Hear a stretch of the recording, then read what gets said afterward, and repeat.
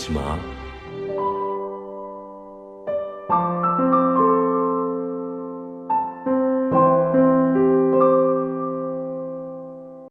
Halo Lur, apa kabar?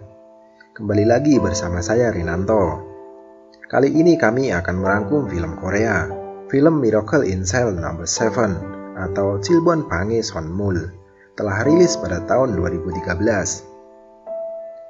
Film ini adalah sebuah film komedi mengharukan yang bisa membuat kamu menangis. Mengisahkan seorang ayah yang memiliki keterbelakangan mental yang dituduh melakukan kekerasan seksual, penculikan, hingga pembunuhan terhadap anak kecil. Pemfitnahan tersebut membuat sang ayah harus berpisah dengan anak perempuannya yang imut dan cantik karena dipenjara, dan bahkan hakim menjatuhkan hukuman mati kepada ayahnya. Tapi di dalam penjara, ia berusaha membuktikan kalau ia tidak bersalah. Oke, nggak usah kesuwen, gas lur. Awal scene diperlihatkan seorang ayah yang bernama Lee Yong-gu dan anak satu-satunya yaitu Yesung. Mereka sedang asik bernyanyi lagu Sailor Moon. Yesung sangat menginginkan tas kuning Sailor Moon itu. Karena sang ayah belum gajian, mereka setiap hari berhenti di depan toko hanya untuk melihat saja. Tapi betapa kecewanya Yonggu dan Yesung karena tas Sailor Moon itu dibeli seorang anak perempuan bersama orang tuanya. Saking sayang kepada anaknya, Yonggu nekat masuk ke dalam toko dan meminta agar tas Sailor Moon itu tidak jadi dibeli. Tapi sayang sekali lur, ayah dari anak pembeli tas itu adalah seorang komisaris jenderal kepolisian yang sombong dan langsung memukul Yonggu. Walaupun sang ayah dan Yesung gagal mendapatkan tas Sailor Moon itu, tapi sang ayah tetap berjanji akan membelikan tas Sailor Moon setelah gajian nanti. Paginya saat sang ayah akan berangkat bekerja, dia dibekali Yesung air minum. Dan kebiasaan Yesung selalu berhitung sebelum mereka berpisah. 하나, 둘, 셋.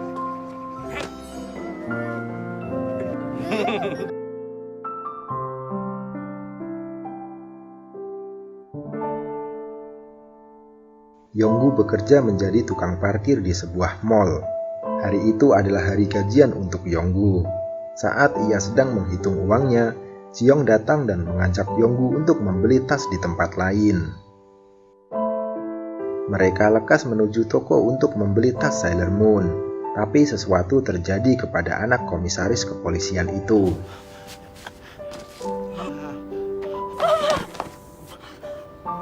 Nah, dari situ lur, Yonggu dituduh bahwa ialah yang melakukan pembunuhan itu. Semata hanya ingin menolong dengan cara CPR atau resusitasi jantung paru-paru, ia malah harus diinterogasi oleh polisi dan menjadi serbuan para wartawan untuk meliputnya. Terus kalau bukan Yonggu, siapa yang membunuhnya? Oke, kita lihat nanti lur. Di rumah, Yesung kesepian karena sang ayah belum pulang juga. Lantas ia pergi keluar untuk mencari ayahnya. Keramaian terjadi di tempat kejadian perkara, dan para wartawan sedang menunggu Yonggu untuk melakukan reka ulang. Tak lama polisi datang bersama Yonggu. Kedua orang tua korban juga hadir melihatnya. Terlihat juga Yesung yang rasa ingin tahunya tinggi, ingin melihat ada apa di situ. Yonggu mulai reka ulang adegan. Dengan desakan dari pihak polisi, ia disuruh untuk membuka celananya agar semua orang mengira kalau Yonggu telah melakukan kekerasan seksual terhadap anak-anak. Dan ayah korban sangat marah, ia berlari ingin menghajar Yonggu, tapi ditahan oleh polisi dan membuat masker Yonggu terlepas. Dengan rasa takutnya, Yesung memanggil sang ayah.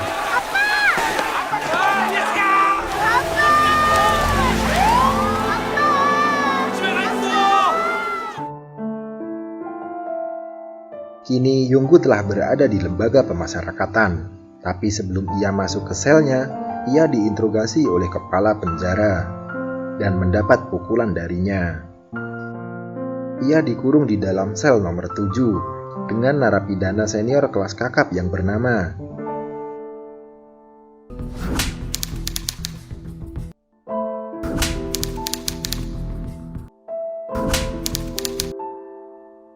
안녕하세요. 이영구. Setelah berkenalan, ketua geng menyuruh Manbom untuk melihat catatan kriminalnya. Tapi karena ketua geng buta huruf, ia menyuruh Cuno untuk membacanya. Sudah menjadi budaya para narapidana di seluruh dunia bahwa jenis narapidana yang paling dibenci oleh narapidana lainnya adalah kekerasan seksual, apalagi yang diperkosa adalah anak-anak. Akibatnya, Yonggu dipukuli oleh mereka dan terus dimusuhi. Lanjut para napi yang sedang bersantui. Ada yang bermain bola dan ada yang bergibah. Tapi berbeda dengan Yonggu, ia sangat merindukan anaknya. Kini sekarang anaknya telah berada di panti asuhan. Saat Yango sedang berolahraga, ada yang ingin membunuhnya.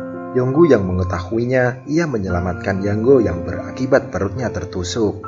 Lantas, Yango menghajar ketua geng sel sebelah. Kini mereka menjadi sahabat. Merasa berhutang budi, bahkan berhutang nyawa, maka Yango bersedia mengabulkan apapun keinginan Yonggu. Sedangkan keinginan Yonggu hanya satu, yaitu bertemu dengan Yesung. 예승이야. 예수? Sin langsung diperlihatkan di acara keagamaan umat Kristen yang berada di dalam penjara. Pada acara keagamaan itu, diadakan pertunjukan paduan suara oleh anak-anak panti asuhan.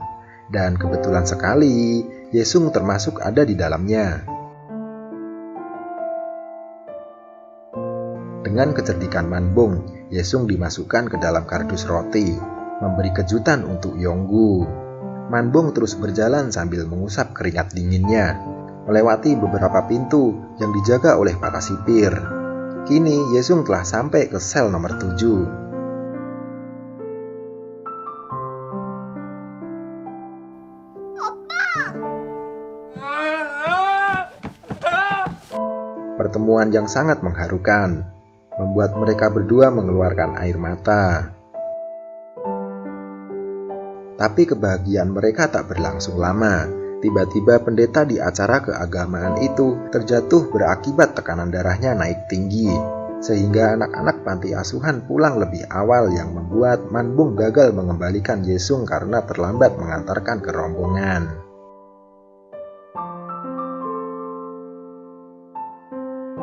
Saat sedang bersih-bersih, Cuno memberitahu kepada teman-temannya bahwa 2 hari lagi akan ada acara keagamaan. Sebuah peluang besar untuk mengembalikan Yesung ke rombongan panti asuhan lagi. Malam sebelum mereka berpisah, Yesung yang sangat cinta pada ayahnya meminta untuk berbicara jujur saat di persidangan nanti. Wah, 예쁘다.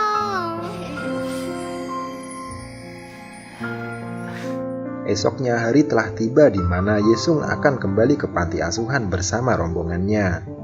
Kali ini gantian Yango yang akan mengantarkan Yesung ke acara keagamaan itu. Tapi lur,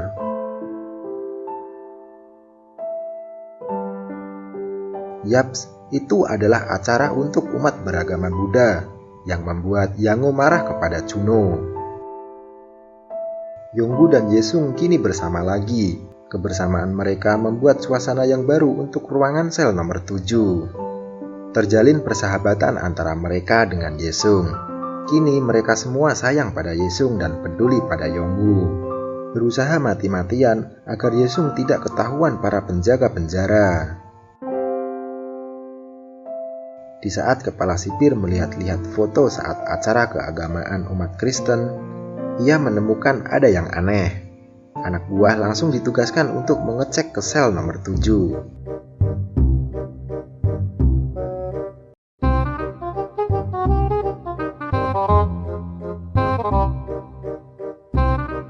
Akhirnya Yesung ketahuan oleh kepala penjara sendiri, yang berakibat Yonggu dipindahkan ke sel lain yang lebih sempit dan diikat, sedangkan Yesung dikembalikan ke panti asuhan. Terdengar semua kabar tentang Yesung yang berada di penjara. Salah satu napi yang berada di sel sebelah sakit hati karena ayah dia tidak diperbolehkan berkunjung ke penjara. Lantas ia membuat kegaduhan dengan membakar ruangan sel penjara. Ketua penjara berusaha untuk menenangkannya. Lantas ia masuk ke ruangan yang terbakar. Semua napi keluar dari sel masing-masing, termasuk juga Yonggu. Karena Yonggu orang baik dan jiwa sosialnya tinggi, ia berusaha masuk dan menyelamatkan kepala penjara yang terjebak di dalam. Beruntung mereka selamat dan langsung dibawa ke rumah sakit. Dari situ, kepala penjara agak ragu dengan kasusnya Yonggu yang dituduh melakukan pembunuhan. Kini, setiap hari kepala penjara selalu memperhatikan Yonggu dan berkunjung ke rumah sakit saat Yesung sedang sakit. Akibat ia terlalu lama berpisah dengan ayahnya, Yesung tak mau makan. Di saat Yesung sadar, ia berkata kepadanya, 같이 잡아가시면 안 돼요? Lalu kepala penjara pulang dan akan menyelidiki ulang kasus Yonggu. Dan kado dari kepala penjara untuk sel nomor 7. 먹자.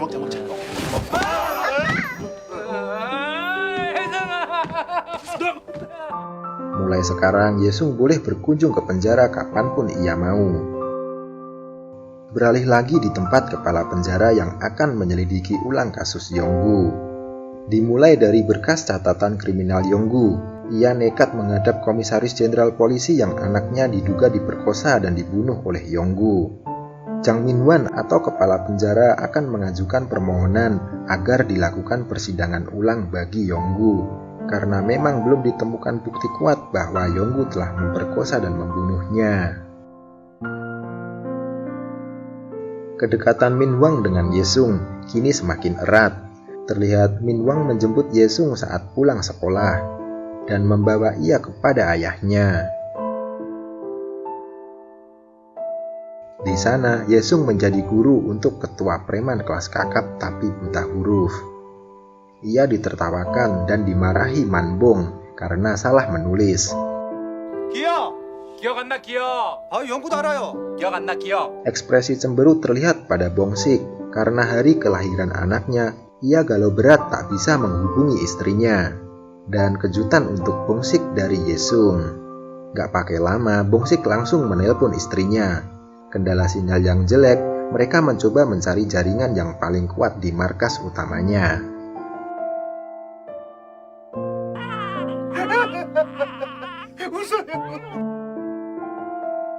Saat Yonggu sedang berlari-lari kecil bersama Yango, sipir memberitahu bahwa tanggal persidangan sudah ditetapkan. Sidang di mana nasib Yonggu ditentukan oleh Yonggu sendiri. Tidak hanya kepala penjara yang membela Yonggu, para sahabat juga ikut memecahkan kasus Yonggu agar bebas dari dakwaan palsu yang membuatnya divonis hukuman mati. Di situ, Yonggu bercerita kalau dia bukan pelakunya. Ia hanya ingin menolongnya. Berbekal pengalaman saat dia belajar CPR di tempat kerjanya dulu, langkah pertama yang harus dilakukan adalah mengendorkan celananya untuk membantu sirkulasi darah. Kedua, menekan dada secara vertikal.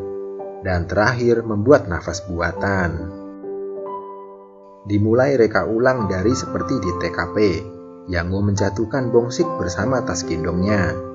Karena saat itu suhu mencapai minus 18 derajat Celcius, genangan air membeku dan Jiong terpeleset. Kepalanya menghantam ke lantai dan ia kejatuhan batu bata tepat di keningnya, membuat darah keluar seakan-akan seperti pembunuhan.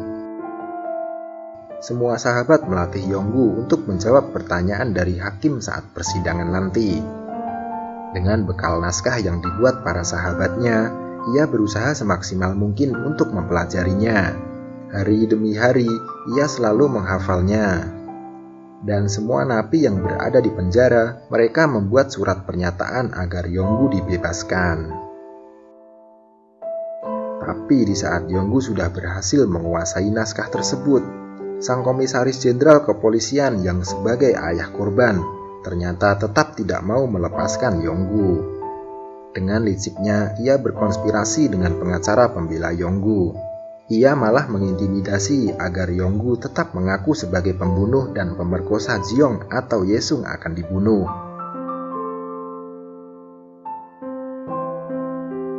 Kini hari yang ditunggu-tunggu telah tiba.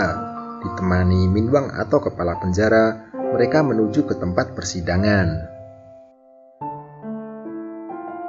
Di saat hakim bertanya kepada Yonggu kalau dia telah membunuh Jiong akibat balas dendam karena Yonggu dipukul saat di toko dulu, tapi Yonggu terdiam seperti ketakutan. Hakim terus memberi pertanyaan kepada Yonggu. 벽돌로 내려친 사실이 있죠?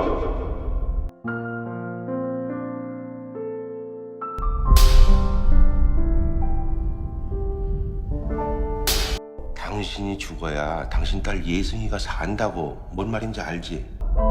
최지영 양을 벽돌로 내려친 사실이 있죠? 벽돌로 내려친 사실이 있죠? 네, 있어요. 이용구, 너 무슨 소리야? 정신 차려 임마! Karena terintimidasi dari ayah korban dan pengacaranya sendiri, ia menerima hukuman mati agar Yesung selamat. Minbang marah dan menjelaskan ke hakim kalau Yonggu terintimidasi psikologinya. Tapi keputusan hakim tidak bisa diganggu-gugat. Yonggu mendapat hukuman mati dan sidang ditutup. Tak lama setelah sidang, tanggal untuk eksekusi Yonggu telah ditentukan. 23 Desember Yonggu akan dieksekusi. Waktu yang sangat singkat setelah sidang. Para sahabat-sahabat Yonggu tidak putus asa. Mereka tetap ingin membebaskan Yonggu dari hukuman mati. Dengan menggunakan balon udara, mereka siap untuk membantunya.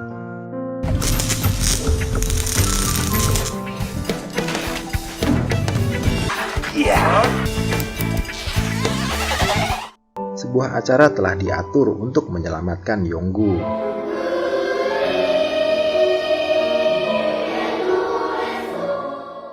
Setelah acara selesai, Yesung meraih tangan ayahnya dan berjalan keluar.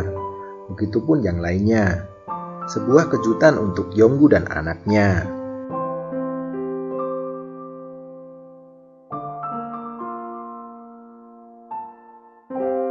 Mereka menaiki balon itu dan Chuno melepaskan ikatannya, membuat balon itu terbang menjauhi mereka. Sipir yang tak tahu kalau itu adalah sebuah dari rencana pelarian, mereka ikut menyorakinya. Namun karena balon udara semakin menjauh, mereka ingin meraih talinya, tapi sahabat-sahabat Yonggu menghadangnya.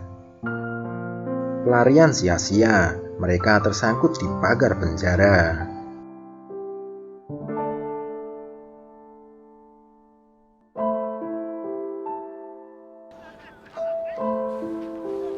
예승아, 네, 아빠. 잊지 마. 오늘을 그리고 아빠를. Kini telah tiba tanggal 23 Desember, hari terakhir untuk mereka makan bersama. Bersamaan pula hari ulang tahun Yesung. Semua memberi hadiah untuk Yesung. Dan kado spesial untuk Yesung dari sang ayah. Suasana yang sangat mengharukan sebelum Yonggu dieksekusi.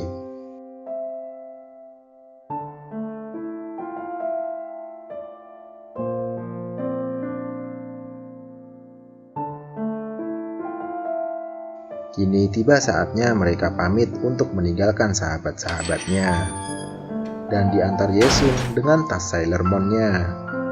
Mereka menuju ke tempat perpisahan untuk selamanya. Sebuah perpisahan yang membuat berlinang air mata. Di situ Yesung tak bisa berpisah dengan sang ayah. Lalu ia memanggil ayahnya.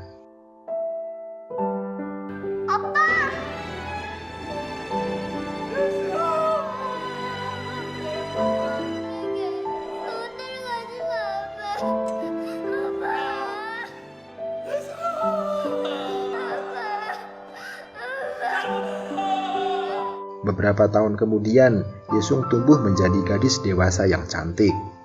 Karena almarhum ayahnya telah difitnah, ia sekarang berprofesi sebagai pengacara. Dengan keahliannya sebagai pengacara, Yesung berusaha membersihkan nama baik almarhum ayahnya. Sebelum sidang dimulai, Yesung berkunjung ke sahabat-sahabat almarhum ayahnya. Kini mereka bukan lagi narapidana dan sudah bertobat menjadi orang-orang yang baik. Bahkan Yango kini menjadi pendeta. Yesung menemui mereka ia minta tolong untuk menjadi saksi saat di pengadilan nanti.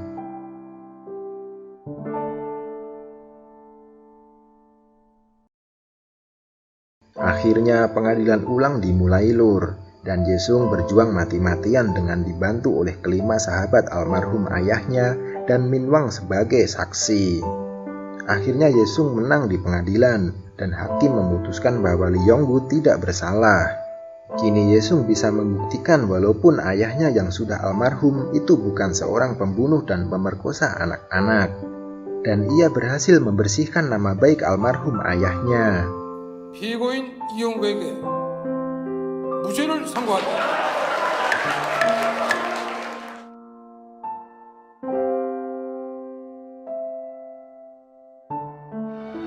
사랑해, 아빠.